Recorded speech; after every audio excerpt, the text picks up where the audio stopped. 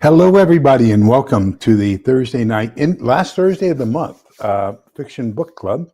And tonight we're going to be working on Stephen C. Smith's Volume 7, On Wings Like Eagles. For those of you who don't know, gosh, I should have written it down. He has a YouTube channel, and he puts out his 20 to 30-minute discussion on current events on a regular basis. I'll find that name of that channel. I watch it every day almost, and I'll put the name of that channel in the comments down below. But it's worth watching. Stephen is a retired law enforcement. He did undercover narcotics work. He did undercover organized crime work. I mean, he's got quite a bit of experience. He's also a multi-high level black belt in martial arts, and just a lot of great experience. And he has a unique take on a lot of things. And I strongly recommend that you watch his podcast if you get a chance. He also has it on whatever that thing I pay $1 a month for. I forget what it's called. You get a little bit earlier information there. I belong to it. I pay him $1 a month for it, but I never go there. I just watch what's on YouTube. You will hear him say that if you get his series, he has everything you ever need to know to survive a post-apocalyptic world. I want to put a caveat to that, okay? Stephen is one of the probably top 5 of my, what I consider to be best post-apocalyptic writers. And so I want to put that into a perspective. And that is that there are different events, there are different timelines in each event, and there's also different levels of each event. So if we can take it, say, the individual level, the community level, and then a larger community level. And I'm going to say that where Stephen's niche is starting with the family as a nucleus, building that into a community, and then that community into a government. And so I'm going to say, if you're looking for nitty gritty, buy 5 cans of beans or anything like that, this is not the series for you. If you're looking for good human interactions with some really good clues on some things that you never take into consideration. Remember, I've been prepping since 1962. And I learned some things. Every one of Stephen's books that I read, I learn something new. So that tells you there's something there for everybody. Strongly recommend the books. And so let's go through my favorite authors and where that niche is, and then we'll get into Stephen's actual book. First, let me welcome everybody who's here. I've seen a couple great people so far. Let me see here. Scott Hummer, good evening. Mother Earth Garden Club, good evening. Little Lone Prepper. Utah Mike. Scott Hummer. Triple G Farms, good evening. Welcome. And Tammy Harder, welcome. Cats and Prepping, welcome. Butch Graves. Wow, look at all these great people here this evening. And Sumi will be with us shortly. I was just chatting with her on Instagram, or not Instagram, but instant messaging or whatever. And okay, looks like we've got 13 people on. So let me kind of run down my favorite authors, and Stephen is definitely in the top 5 of my favorite authors. So I started off with, of course, Bill Forstchen. Bill Forstchen is, 1 minute after, 1 day after, 1 year after series. Probably the granddaddy of the post-apocalyptic genre. He, along with James Wesley Rawls, and he had a 3-book series that takes place primarily in Wyoming. Now, Bill Forstchen, his takes place in North Carolina, on the east side of Asheville. So in that very small community, as you're coming up from the coastal plains up into the hills towards Asheville along that road, that's where most of Bill Forstchen's activities take place. Then after him, a guy by the name of Chris Weatherman. started writing a lot of books, and his name is A. American. That's what he goes by. And I believe he's up to book 17 now, and he's also spun off a couple other books. Chris does a lot of work with special forces. So you're going to find in his, it's building a community, building a government. You're going to find a lot more stuff around, military operations, military planning, military equipment, and things like that. Small unit tactics, attacking, defending, things like that. Really great series. It starts off a truck driver or driving home, and he's up in the northern portion, Georgia, Florida border when SHTF happens. He has to meander his way down to Ocala, which is in central Florida, just south of Disney World, basically. And so, his expedition's in there. If you're in Florida, he has a lot of stuff on things that you can eat, foraging, how to control temperature, wild edible animals, birds, a lot of great information around how to survive with the environment, as well as how to take care of things militarily. After him, the next one I started reading was a guy by the name of Franklin Horton. Franklin Horton probably has about 5 different series going on. And I started off with Locker 9. And Franklin Horton specializes in the individual making way. So Locker 9 was basically a daughter who was away in college, and she is trying to make her way back to Western Virginia. I believe she was in Georgia, a college in Georgia. And so she and her friend are trying to get from Western Georgia during a post-apocalyptic thing back to her parents. The dad is a prepper, and so he goes through all the prepper stuff that he's doing, and he puts things in a storage locker so that when SHTF happens, she has the key. She can go to the storage locker, and it goes through all the stuff that he's prepared for and all the nice things that are there that gives you an idea of some of the things that you might want to have in a post-apocalyptic world. Then he goes into Mad Mick, and he goes into a couple others, but they're pretty much small group, individual type of preparedness. So if that's, and it all takes place in the Appalachian Mountains in Western Virginia, Western North Carolina, Western Tennessee. Great series of books. So everyone I've said so far, okay? A. American, I've got everything he's got.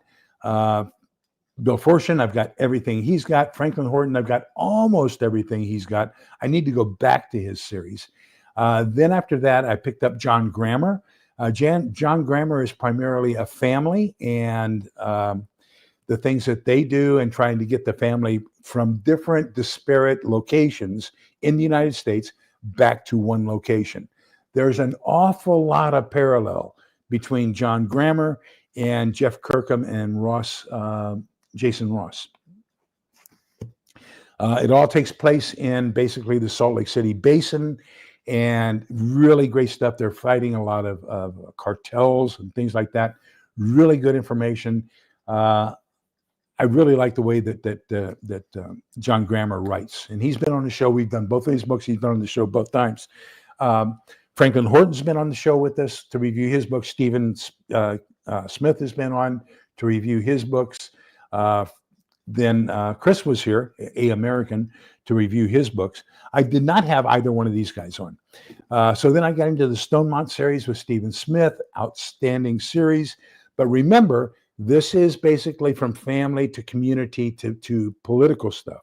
So there's a lot of questions in there on how to rebuild a community. If you're looking for how many pounds of coffee to store, this isn't the book series for you. If you're looking for personal interactions, questions about morality, questions about how do you punish somebody who breaks the code of the group and yet not do it to the point to where you turn that person against the group or have other people so offended by what you did that they turn against the group. Those are the questions and answers that are discussed a lot in this book or in this series. So I strongly recommend it. I just recently got this one. This is the book basically that the Homestead movie was based off of. There are some major modifications. The book takes place in Salt Lake City. The movie takes place in Colorado. The book is fighting against the local LDS bishop. The movie, they're fighting against the local community politicians. There are some changes, okay? If you're looking for, and I think a lot of people, the name got people disenchanted with the movie, because if you're looking for how to run a homestead, this is not the book, okay? This is basically about unifying a group of people, giving them a common target, a common goal, and how to meet a common enemy as a threat. And then it goes through a lot of the moral questions that we're going to have to ask.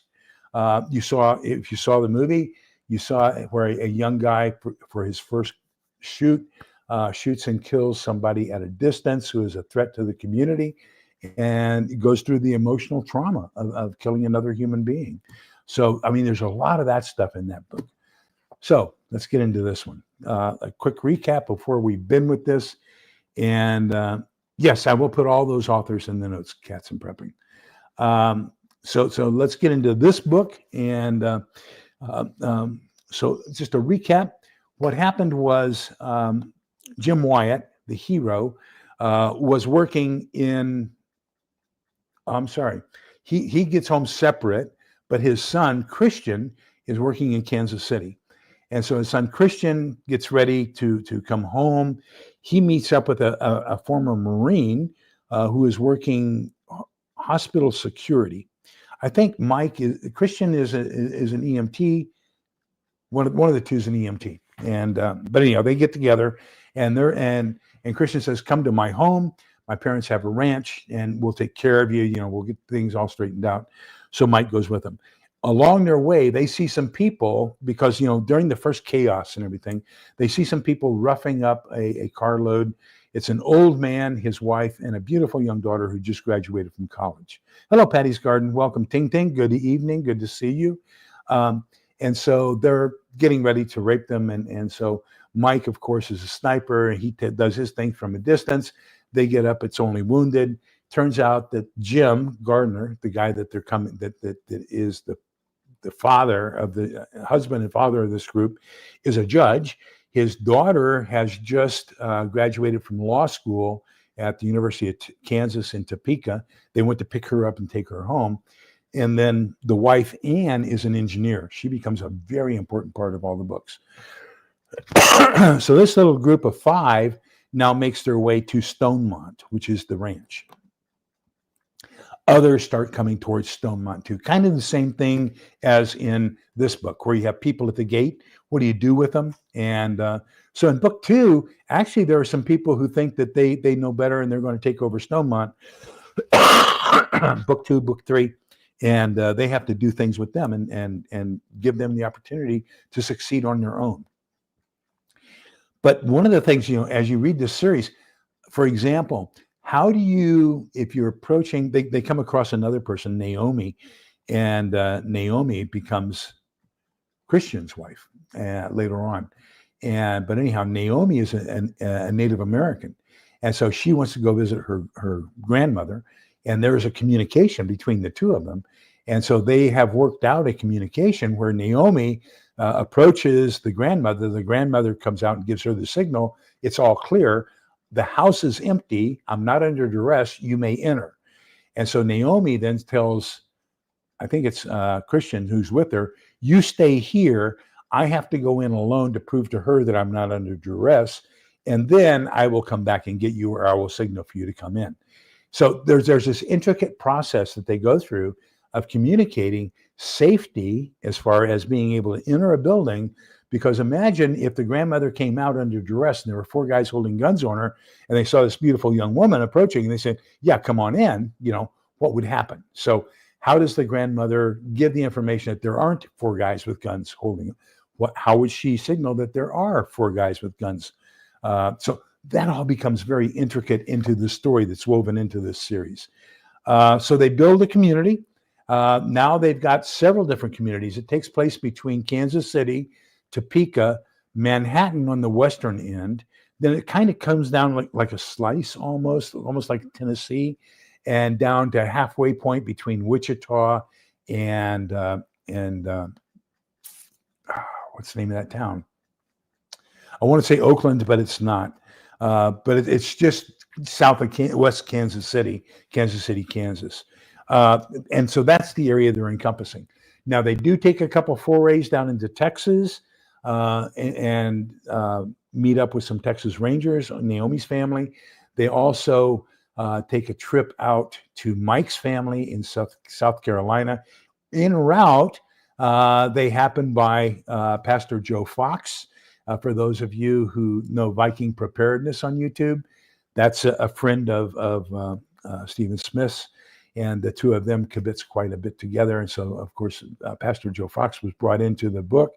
Oh, by the way, when I was in Branson 2 years ago in October, Steve was at the same place in Branson. Well, not the same place, but we were both in Branson at the same time. We tried several times to hook up, and it never came to fruition. But that would have been really exciting. Okay, so that brings you up. Okay, so they've created this community. The community is the biggest and strongest community there is in the area. Of course, Jim Gardner is acting kind of like a governor. He's come up with a code of laws that people are being subject to. They're building a town, and in the town, Anne has provided a little bit of electricity. They're starting to process some gas. So you can see that the timeline is progressing into rebuilding from the cataclysmic things that they had before. They're getting fuel for the vehicles. They're getting their defenses up. They're training people. They're building a community with houses that people can live in. Small trade is happening inside this small town of Stonemont. And so, they've got one woman opens a restaurant, another one opens an inn. So now you've got the community rebuilding, and you've got all this enterprise taking place. So that's where we pick up here. They have met with in the previous book, they've met with other enclaves, and now they are forming a confederacy, okay? And a confederation of states, each one being independent. So Stonemont is an independent state. Jim Gardner is elected as the president. So for the last book, he's the president of this confederation, but they've got these threats coming down. They've got threats of some slavers coming down from the north. They've got threats of a radical Muslim group coming down from the north, and so they've got those two threats. They've got threats of the Mexican drug cartels coming up from the south. So you've got all these threats that are approaching towards the Confederation. So now Jim Wyatt thinks a couple things in this book that are really, really phenomenal. I really have to hand it to Stephen on how he handled this. He asked Jim to step down as president because he can't act in Stonemont's best interest if he has the title of president. It has to act equally for all the states inside this confederacy. So Jim steps down, and there's a new president steps up. That's what about a fourth of this book is establishing the new president and trying to find out where we're going to have the new capital. Another portion of it is dealing with the traders, the slavers, as well as the Muslim extremists coming down from the north and eradicating those threats, sending people down to work with the Texas Rangers and help the Texas Rangers and the 1st Cavalry Division at Fort Bliss, which is encircled by all of these cartels. How do they get the Texas Rangers in eastern Texas, the 1st Cavalry Division in El Paso, Fort Bliss? How do they get those two united and then work against the cartels to defeat the cartels in that threat? So all that's taking place. We've also got, in the meantime, Anne and her crew find an airplane and repair it. And so now they have a pilot. And so now they're able to fly around and do a little bit of reconnaissance in this airplane. And in one case, they even buzz a group to scare the living daylights out of them. They also use it for psychological warfare. They go to town and they have a whole bunch of people copy notes. They write a note up on I imagine a dry erase board or a blackboard. And so you have 20 or 30 people copying that note on small pieces of paper. They load that up in sacks, they put it in the airplane, and then they bombard one of the assaulting groups with propaganda, with psychological warfare. And then I think that is fantastic how they do that.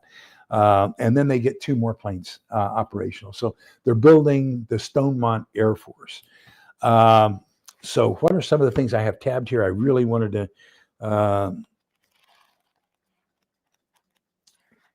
somebody, and I forget who, has a complete set of books 1 through 5, at least, of Stevens, because one of the books that I ordered didn't have the first 4 pages of one of them. So Stevens said, "I'll fix that." So he sent me everything, every book he's done. Yeah, he sends me an autographed copy. So that's fantastic. Now I did buy this one, and I bought the original 6, but he replaced them with autographed copies. So I gave those 6 away at one of our channel giveaways, and I'll probably do that with some other books here in the near future. So let me see what I wanted to do here.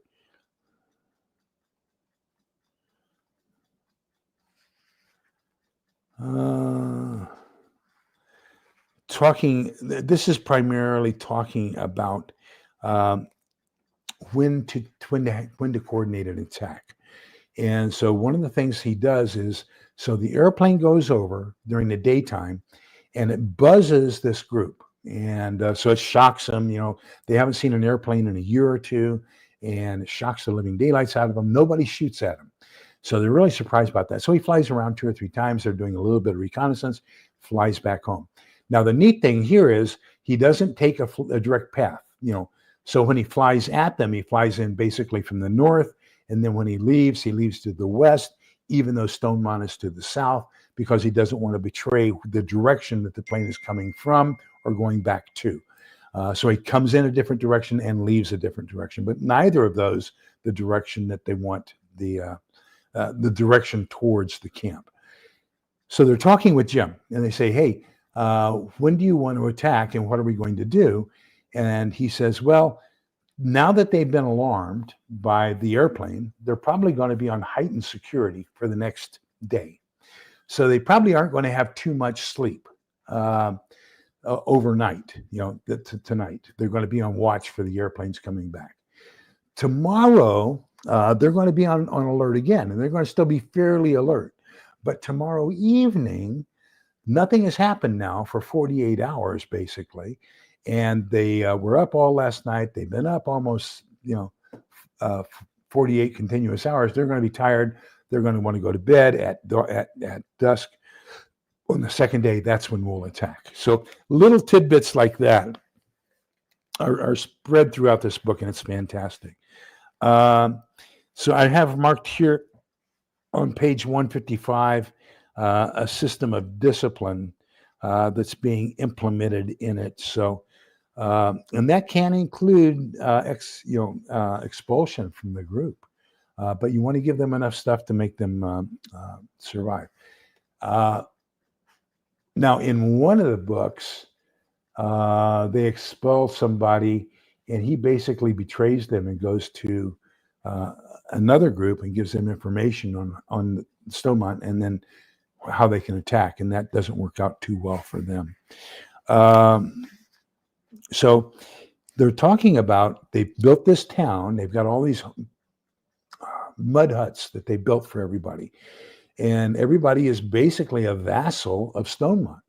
He says, we don't want people to be vassals. We want them to be free. We want them to not feel like this is a company camp and a company store and a company food pantry and all this kinds of stuff. We want them to have more freedom. So we're going to give everybody 40 acres. And so then the question becomes one of, what if they use those 40 acres against us? What are we going to do? He says, well, we'll have to come up with a set of rules. And if they break the rules, then we take the 40 acres back. That's all there is to it. So it's kind of like a mortgage. As long as you use it for your own good and you're not harming anybody else, and you're not using it against your neighbors, then you can keep it as long as you need to. no charge, no payments or anything like that, which I thought was a great idea. Here on page 39,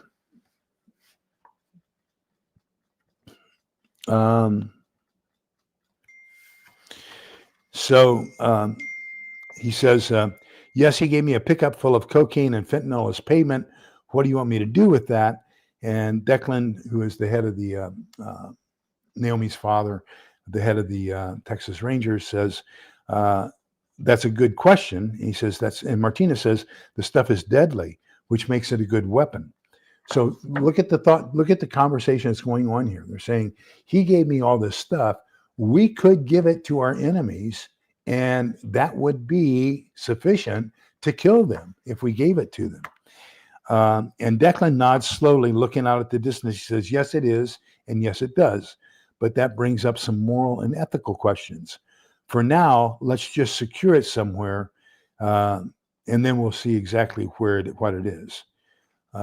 So the question becomes one of, how low are we going to go in a post-apocalyptic world? And Declan doesn't want to go that low. He says, no, we're not going to release these drugs onto society, knowing that they're evil and knowing that people could overdose from them or that it could kill them. That is an immoral thing for us to do, is to feed that habit. So, the question becomes one of, do you do that anyway because you need to win? Or do you hold off doing the immoral, the unethical, and fight with what you have to the best that you can? So that's kind of where we are in the book. Want to make sure everybody understands that, man, this is, I got one more thing underlined here that I didn't. Isaiah 40, verse 31. And then he ends it with as well. And that's where basically the title of the book comes from. So at the end of the book, he has Isaiah 40, verses 29 through 31. He gives strength to the weary and increases the power of the weak. Even youths grow tired and weary, and young men stumble and fall. But those who hope in the Lord will renew their strength. They will soar on wings like eagles. They will run and not grow weary. They will walk and not be faint. So that's basically the ethical answer that he's giving at the end is, we have to do the right thing to our fellow man. We have to be ethical and moral in our dealings with our fellow human beings, even in a post-apocalyptic world. So let me catch up on chat. That's the end of the book. Gosh, I strongly, strongly recommend, if you have not started Stephen Smith's 7 books in the Stonemont series, read them. They're definitely worthwhile.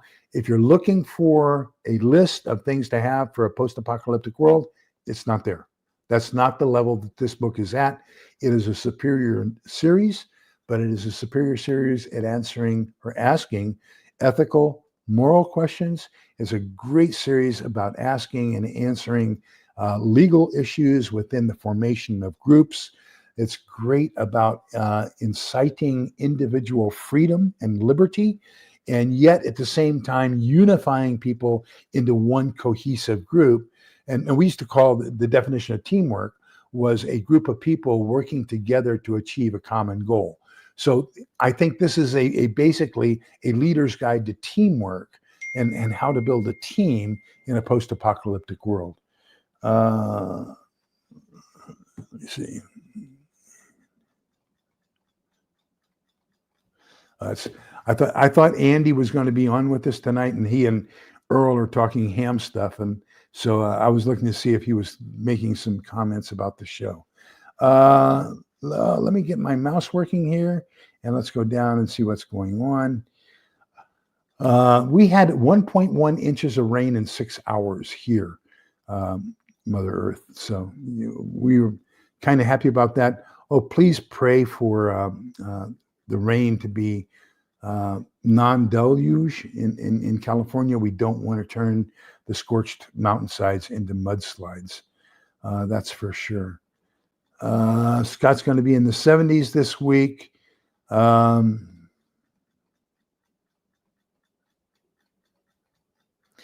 I'm still scrolling down here, and we've got all kinds of great people. Tammy Harder. Thank you, Scott, for putting up people's links. I greatly appreciate that. Hello, Ting Ting. Good evening. Good to see you. I think I said that a little bit before, but I just want to make sure. Just beware of the useless eaters you have in the family. I'm learning fast about a useless eater in my family. Absolutely. And that's where these books come in. That's one of the things that they address is what do you do with people who are not willing to pull their fair share of the weight? And how do you get them to either hold their fair share of the weight or depart? And so that's a question that we've had in our group, is what do we do? So I purchased, and somebody said I was crazy.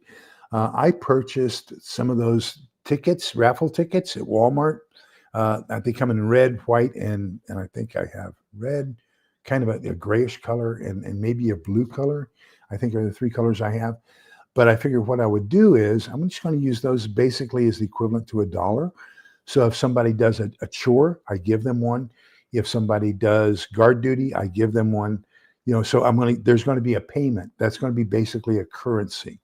And then they can use that currency to buy food or whatever they need for their family that might be in our market, our neighborhood market. So, yeah. So there's always something somebody can do. I want to warn you, however, one of the biggest trust you have is while you're sleeping, who's on guard. So you want to make sure that you have perfect trust in the person awake while you're asleep on guard. You don't want to have somebody that you semi-trust and think might want to become the boss in your stead while you're sleeping. The only ones who could get a pass with me would be my 87-year-old mother and anyone under the age of 4. Everyone else will have to work to eat. That's basically a good idea. I wholeheartedly support that. And even the 4-year-olds can do things like keeping the other 4-year-olds busy. So putting them all together.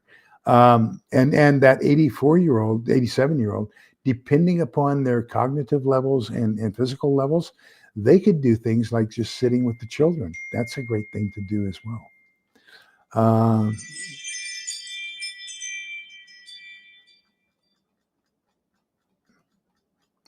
Oh, wow. Thank you for sharing that.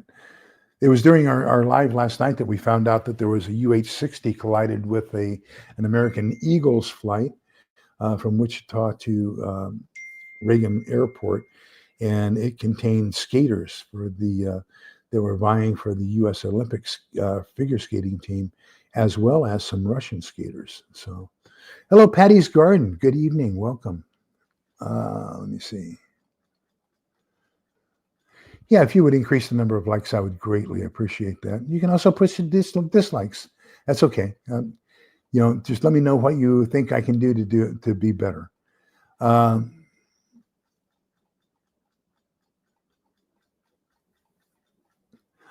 don't know how many he's doing. I know he is working on number 8.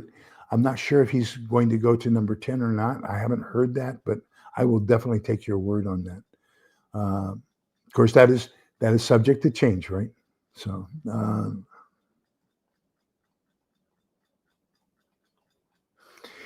Little Lone Prepper, that is so astute. Yes. So the fall that we have is going to be so severe, people are going to be in total shock because they won't have the things that they trust and depend upon on a daily basis. And I think that's the whole thing is, if we compare the stock market crash of 1933 and we take a look at what's going to happen now, the stock market crash, remember, that's the same year that the Rural Electrification Act happened. They wanted to take electricity out to the rural areas. 98% of the rural areas in the United States had no electricity in 1933.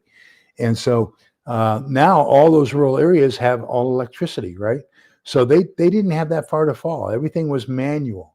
If you think of it, in 1940, most of the European armies, especially the Russian armies, still had horse-mounted cavalry. The United States didn't, but think of the tack and the livery and everything else for horses, the wagons and all of the tack to do that, as well as the horses themselves.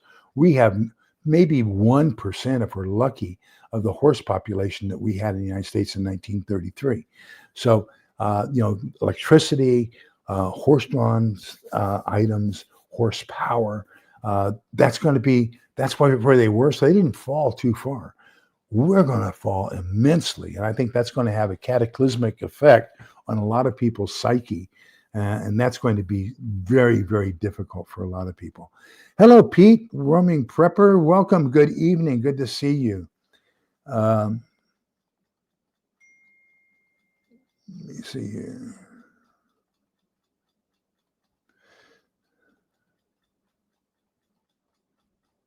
Let me catch up. Oh, there's Andy. He did show up. He is here. Okay. So Andy and I talked with Andy last Sunday, and he and Earl and I are going to do a 3-person chat about the current things going on around us. And so we're going to get that set up, and we'll have that to you. 3 military guys. I'm going to try to we have a 4th guy in our little group. His name is Eric. I'm going to try to get Eric to come on with us too, because I think it would be unfair to have 2 Navy and 1 Army. So Eric's Army, so we need to get 2 Navy and 2 Army in order to make it an even thing. Okay. Let me see here. Diana 2 has been lurking. Oh my gosh. East Tennessee Preparedness. Good evening, Jim. I figured you'd be at work right now. Glad to see you here. I hope things are going well for you there in East Tennessee. Let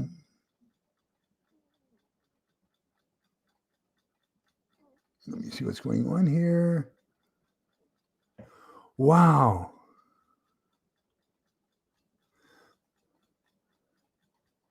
Getting warm. Okay. Yeah, isn't that the truth? So I take a look at the conversion of our society, and my generation is partly responsible for it. I think each generation is partly more and more successful, or successively more responsible for it.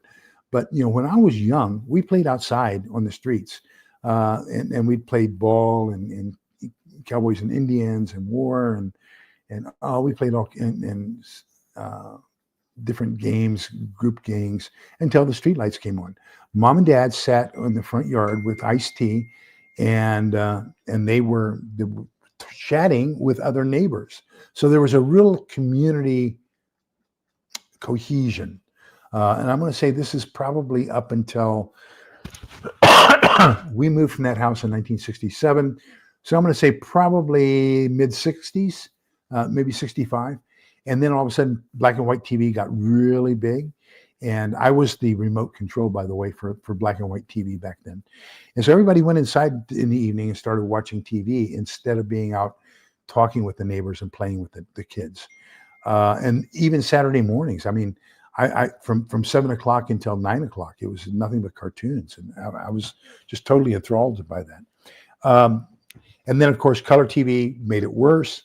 Then color TV, when I was in high school, you had Star Trek and all these other great things, I Spy, fantastic television shows. And we spent more time on television than we did with our neighbors and friends. And so that has evolved. It has continued. It has evolved. And now instead of having home dial phones, and then eventually it came to push button phones, now we have these.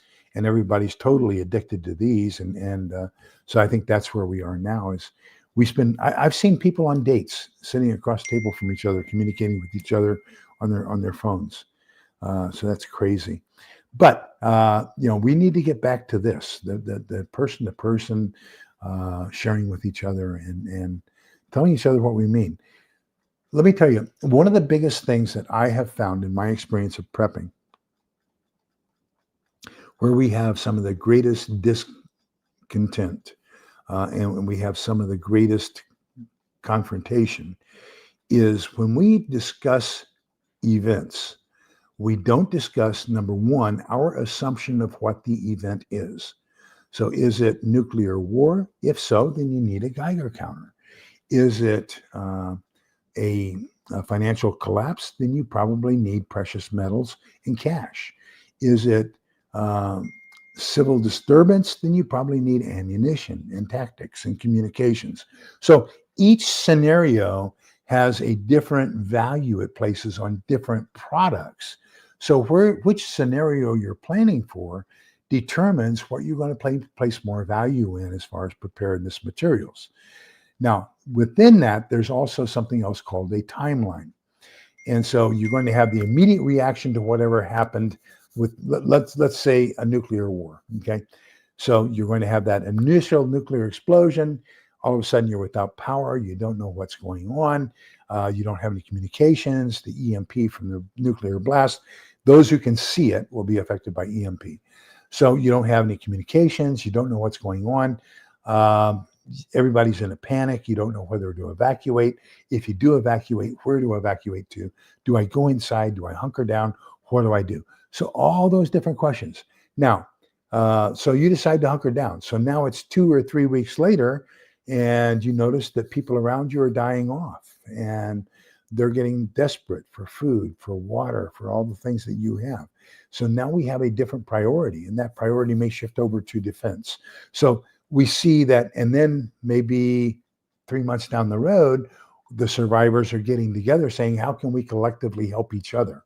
How can we defend our neighborhood or our community? So that's where this picks up, is how do we get our community together around one common cause so that we can all survive? Who's going to lead us?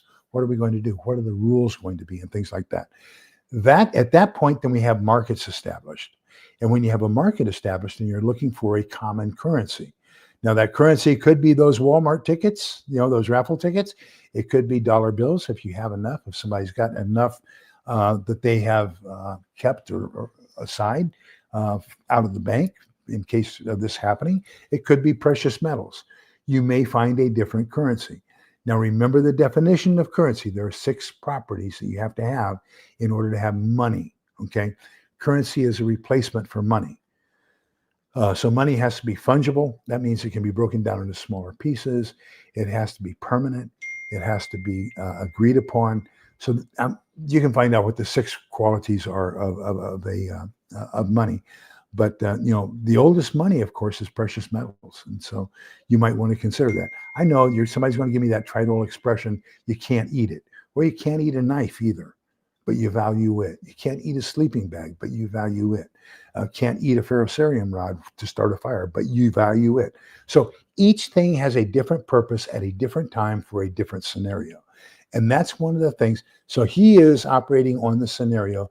And I think almost every one of these books, with the exception of Black Autumn, and with the exception of John Grammer's books.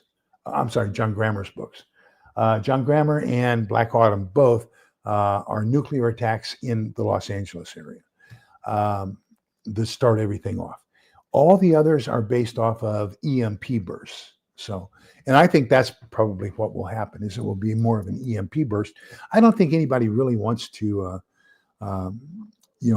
contaminate the earth for everybody, but they want to do it in a way where they can kill the people off and then access the resources and the remaining infrastructure. That's why back in the 80s, the neutron bomb was the big thing, was that the neutron bomb would destroy human flesh, but it would not destroy the infrastructure. Wow. So Little and Pepper's mom reads 3 books a day and walks a mile a day.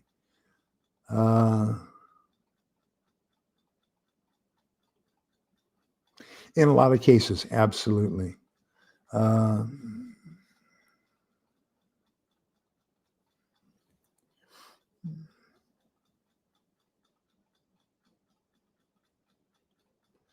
Let me tell you a small miracle. For those of you who don't know, I am a member of both St. Vincent de Paul, so we help families in need when they have crises such as can't pay their rent, can't pay their car payment, whatever the case might be. And then we help them financially with that. And then we try to set them on a proper path, give them some training and give them some tools and things like that. I'm also an instructor with RCIA, and which is the Roman Catholic Initiation for Adults. So I basically teach the catechism, if you will. And so one of my partners in St. Vincent de Paul and I went and visited a woman. And she said, I've been attending, I was baptized and confirmed Catholic. I've been attending a church that is very, I forget what she called it. Anyhow, she says, and they've been bashing the Catholic Church and all that stuff. And so I said, let me give you a couple of facts, and here are the facts, and then you can make your own mind up from that. And so one of the facts was they said that the Catholic Church added books to the Bible. I said, no, the Bible was canonized in 385 by the Catholic Church, and it was modified in 396 when they added the Book of Revelation. So the original canon in 385 did not have the Book of Revelation. In 396 they added the Book of Revelation. It stayed that way until 1517 when Martin Luther deleted books from the Bible. Then John Wesley and a couple others added books to it. So we got into that discussion, and she says, wow, I need a Catholic Bible. And I said, okay, we'll see what we can do. So at RCIA, we have a table up in front. And for example, I bought some prayer cards. It has a picture on one side and it has a prayer on the other. And I placed those up there. And other people, I bought a couple books and put them up there. And so, some of the other people buy things and put them up there. Heather and I walked up at the same time, and guess what was on the Bible, on the table? A Bible. I said, Heather, look. And she goes, wow. So she picked the Bible up. I said, can you get that to her tonight? So she took it to her, and then she found out that not only she got it to her later that evening, but the reason she couldn't get it to her when she wanted to is because she was going to church during that time. So things just work out. Things always have a way of working out. Just unbelievable how things work out. Let me see. Let me see what Jim says here. We were without services over a week during Helene. My neighbors live a few houses up, and they started getting out doing things after a couple of days. Oh, that's a little on prepper. I'm sorry, I said that. Wow.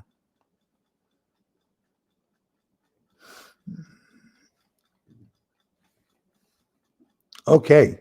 So I think that's the end of the chat. What questions do you have about, get this series and read it. I mean, I strongly recommend this for your community building and restructuring. There are some individual things. There are some things on how to approach people, how to discuss, how to negotiate. There's clues in the books, like I said, about how to authenticate, whether it's safe to approach someone or not that you've already had dealing with. There's great information about how to, and I think one of the things that he points out here that I'm a big fan of, for those of you who have known me for any amount of time, one of the things that I'm a big fan of is barter is not going to be as easy as a lot of us think it is, okay? And as a matter of fact, for my preparedness group, I'm thinking on doing an exercise based off of Eagle's flight exercises that we did when I was in corporate America. But basically, you want something and you have something to trade, but that doesn't necessarily mean that the person who has what you want wants what you have. So you may have to have a trade with somebody who wants what you have, and then you get something you really don't need. But that is going to a different person because that's what they want. And they have what the person who has what you want need, right? So now you're going to use that third transaction to get ultimately what it is you really want to take back for your group. So barter is going to be that kind of a thing. It's going to be who has what and what do they want for it, and establishing that network, because it's not going to be as simple as, hey, I have whiskey, you have food, you want whiskey, I want food, we're going to agree to it right now. It's not going to be that easy. It's going to be a complicated system. And because that system is so complicated, that is why we as creatures created something called markets, so that all these people can go together in one place And that way you don't have to go up to the guy who has, let's say you want doxycycline. The guy who has doxycycline, he can say, hey, I just want this, a piece of gold, a piece of silver. You give that to him.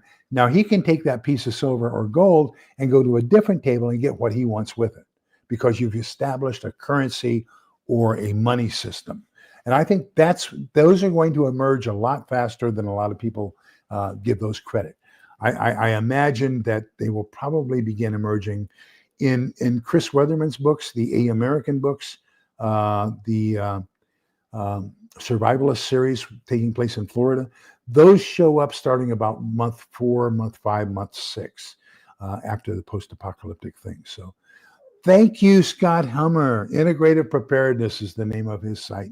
So this one here, everybody go to this, subscribe to this channel, and then he puts out a 15 to 25 minute talk, usually once a day in the morning, and I strongly recommend that you read it.